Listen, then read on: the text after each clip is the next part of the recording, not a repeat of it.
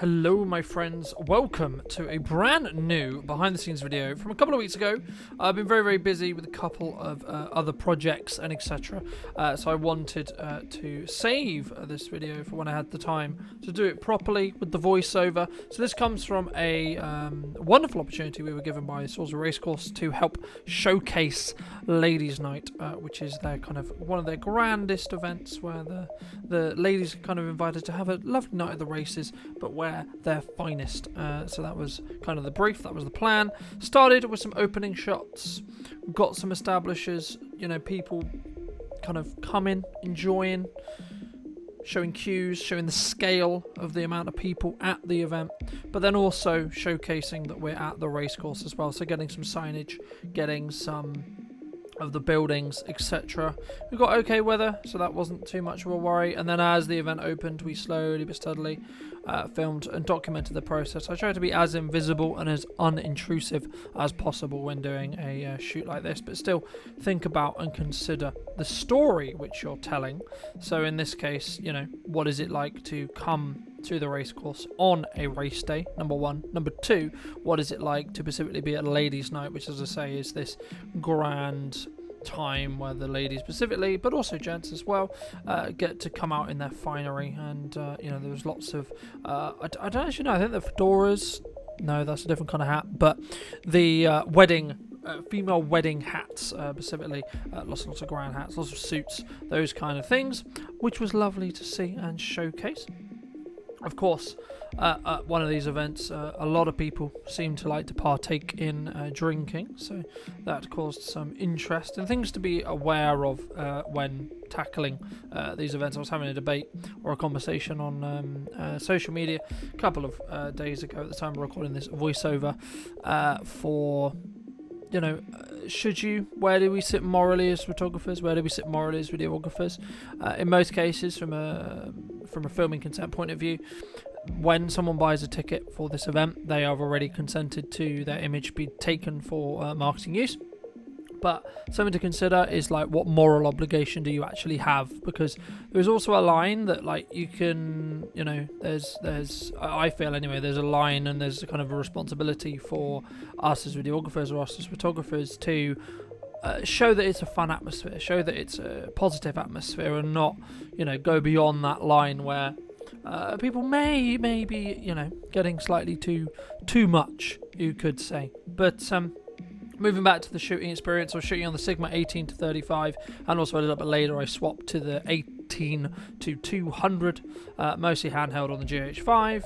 Again, still trying to establish the scene, establish where are we, what are we doing. There's a lot of these beautiful lineups because they will either happen naturally, and I try to be a fly on the wall in this case, and the races do put on buses, so I didn't want to miss those modes of transport because I felt it was really important to show other ways of specifically getting to the races that, for the alcohol related reasons, people may not want to drive.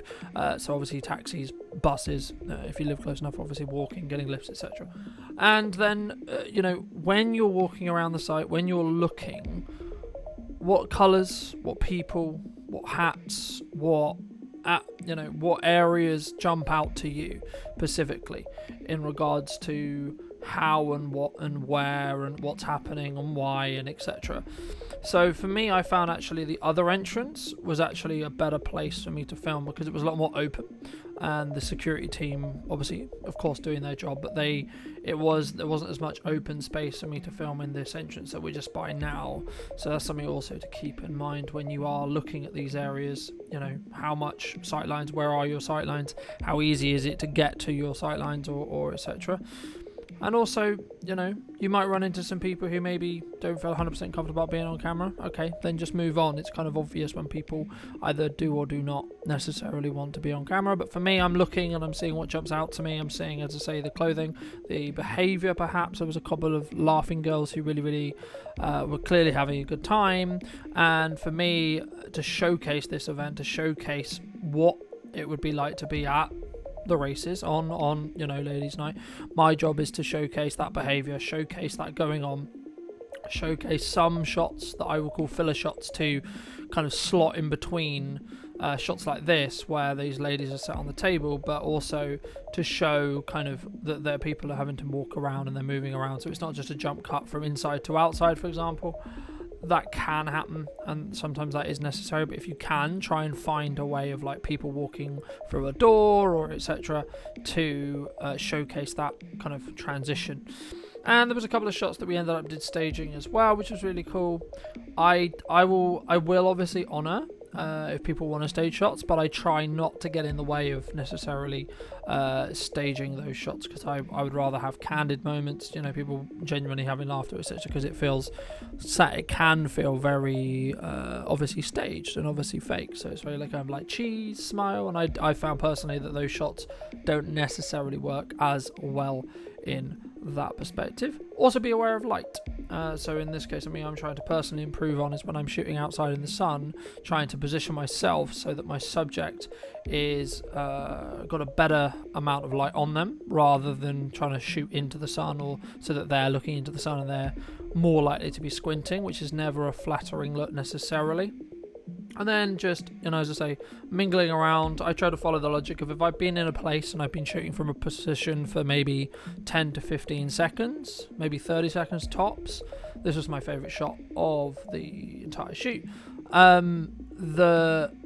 need to move, and that's something that I've always tried to do when shooting events, because you have different sight lines, you see different things going on.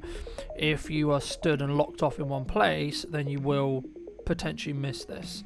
And again, I kind of schedule the day deliberately, so I'd get my establishers, I'd get people coming in, I would then get people mingling that I would then cross cut in between any of the race footage that I ended up getting. But I wanted to get a lot of these shots kind of done as semi-quickly as possible within the first 2-3 hours. So number one, I'm less thinking about these shots, and I can then take a moment as it happens.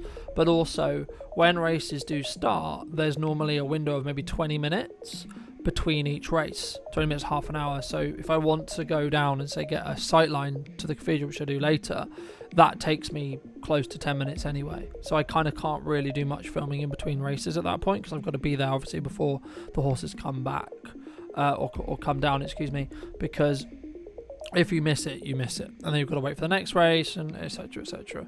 But these are things that I would plan in my head before the shoot. But also, it depends on kind of your style and what you really wanted to do. But you could pre-plan those if you really wanted to be very rigid. I've done these kind of events enough to know that I need to get this amount of coverage. It's the best chance for me to get in these coverages when these things happen in chronological order. And in most cases, actually, I want that for the video as well. I want to have it in chronological order, so it makes more sense for the audience that's going to be consuming this piece of marketing, this piece of promotional material. And in my experience with shooting the races this year and shooting this season with Salisbury Racecourse, I've realised that the jockeys actually come this side of the kind of parade paddock. So I deliberately came this side rather than the last two events, which I was at the opposite side, where you can get some great shots of the horses going out, running out to the start line, but you can't necessarily get the jockeys jumping on like this shot specifically. For me, I can, as under official photographer, you can actually go inside. Personally, I might do that when I'm next up.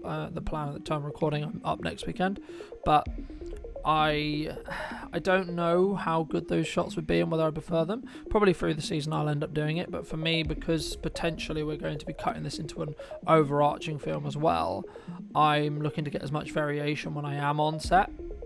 And it's something that I think that I'll value as we move forward. And then I headed down to the finish line to get ready for basically what was going to then happen, which was the first race, which I always try and film in slow motion. I try and get all the horses coming across the finish line. In most cases in slow motion, that's only because I personally think that the horses running, it would be too quick for most people to really realise. And here's the final shot that is actually at normal speed. I'm still debating on what I prefer. I might do a couple where I kind of mix it up, where I'd do some in normal speed and some in slow motion across races, so then I can obviously choose and pick and choose a little bit, but also try and mix up your location when it comes to actually filming those horse races, because you'll want some from, say, looking up and down, or some halfway down the track to see the view line to the cathedral, for example, to give that Salisbury context, but then also to show like a shot like this, which is very scale related in that regard. So that was really great.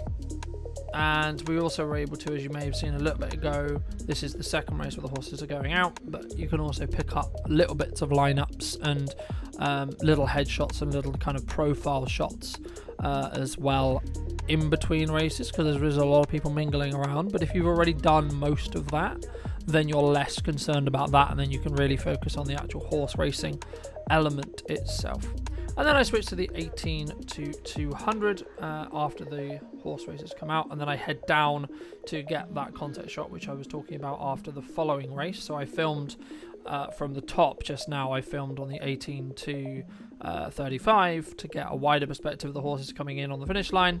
Next race, headed down to get the cathedral lineup shot. Tried with the cathedral in focus rather than the horses in focus, because last time I did the horses in focus with the cathedral out of focus. But personally, I found that we missed the, like, you didn't really see the focus too much, and you couldn't really tell that it was the cathedral that I was lining up against. Then the Salisbury Race staff were giving away the kind of best dressed, and there was a little ceremony, you could say, for some of the best dressed people. There was a male, a female, and then also I think a group as well. So we were asked specifically by their marketing team to make sure we captured some of this, so we tagged this on the end. Unfortunately, my original plan was to go down for the race that happened just before this and get the horses coming out of the stalls, which would have been really, really great for obviously the story, because it would have shown the stalls, then midway, then finish line.